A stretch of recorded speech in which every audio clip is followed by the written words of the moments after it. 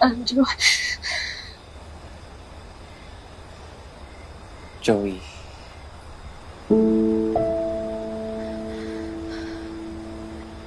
Alam mo, ang dami na nagtatanong sa akin eh. Kung ano yung nakaramdaman ko para sa'yo. Pero, hindi ko sila sinasagot kasi... Di ba dapat sa'yo ko unang aminin? Dapat ikaw yung unang makaalam. Kasi ngayon ko lang naman naramdaman to. Di ba nga, basher mo pa ako? Ayoko nga sa'yo eh. Kaso habang tumatagal tayong magkasama, napapahanga ako sa'yo. Ang galing mo sa lahat ng ginagawa mo eh. Grabe yung paninindigan mo. Tapos tinutulungan mo ako, tinutulungan mo yung pamilya ko. Pinipigilan ko naman na magustuhan kita eh, pero hindi ko alam eh. Joey. Hindi ko alam nung nakita kita, nasaktan ka. Doon ko na-realize na sobrang mahalaga ka sa akin. Na mahal na kita, Andrew. Joey. Mahal kita, Andrew. Mahal kita, Andrew. Joey, malito. Bata ka. Joey, hindi mo alam kung ano yung sinasabi mo.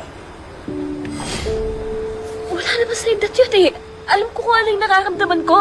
Joey, akala mo lang yun. Kasi palagi tayong magkasama. Pero yung feelings na yan, Joey, magbabago rin yan. Bata ka pa eh. Oo, mas tanggap ko pa na i-reject mo ako eh.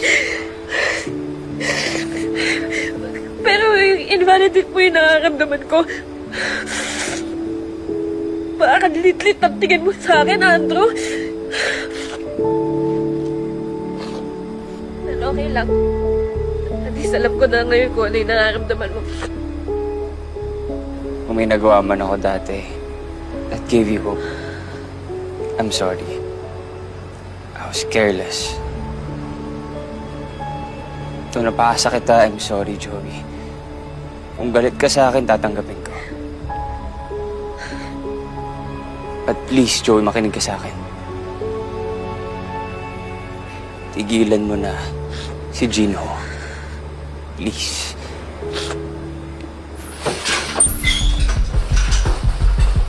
Siraulo ka pala eh! Peter! Peter! Lalaki ako, Andrew! Nakita ko lahat ng ginawa mo kay Joey! At ano? Alam ko hindi lang dahil mabait ka! Pinaasa mo, pinaniwala mo! Tapos sasabihin mo, sorry, naging careless ka?